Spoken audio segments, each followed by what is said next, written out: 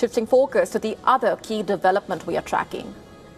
Russia has unleashed one of its biggest missile assaults of the war. Ukraine is hitting back deep inside Russian territory. But then behind the front lines, Kiev is also facing another battle. A growing number of Ukrainians no longer want to fight.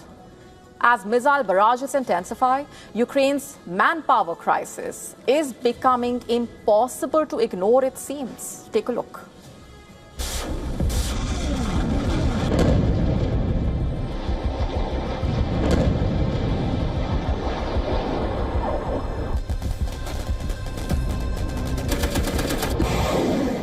Russia launched one of its largest missile and drone attacks since the war began. Ballistic missiles, cruise missiles, and hundreds of drones rained down across Ukraine.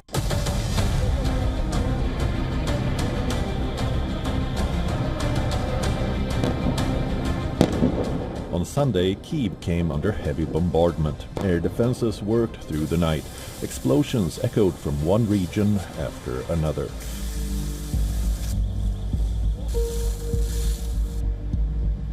Before Ukraine could recover, Russia struck again on Monday, hitting the Black Sea port of Odessa.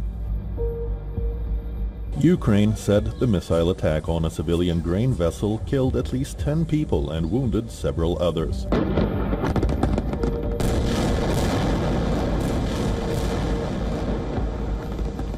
Once again underlining Moscow's ability to sustain relentless long-range strikes.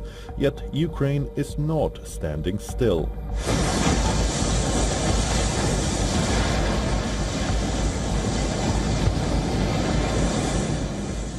Kyiv says its long-range drones have struck military and industrial targets inside Russia, including facilities linked to Moscow's defense sector. Ukrainian forces continue to demonstrate they can reach deep behind enemy lines, even as Russian attacks intensify.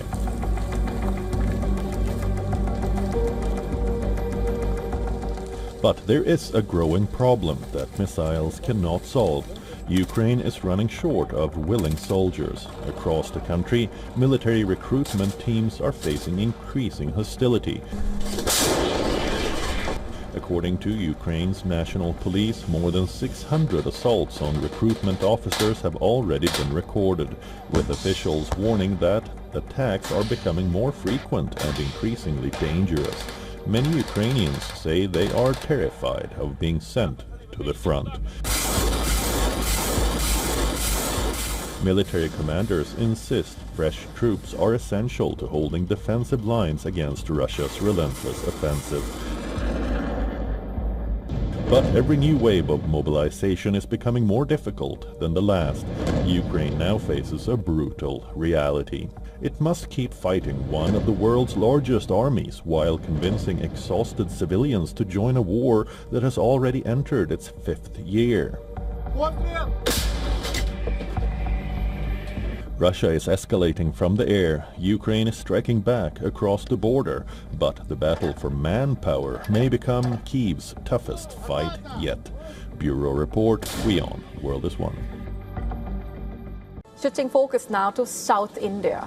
Andhra Pradesh has sounded a new COVID-19 alert across all districts after an Omicron subvariant was detected in samples from Kadapa. 4 COVID-related fatalities have been reported in the latest spell, but officials say all 4 patients had severe pre-existing health conditions. Let's just tell you more about what's being called this latest subvariant. It's a naturally evolved sublineage of the Omicron variant of the coronavirus. In fact, the variant has seen a rise in some parts of Southeast Asia, including Singapore. But the World Health Organization continues to keep it under routine genomic surveillance. Symptoms include sore throat, cough, fever, headache, runny nose, fatigue, body ache.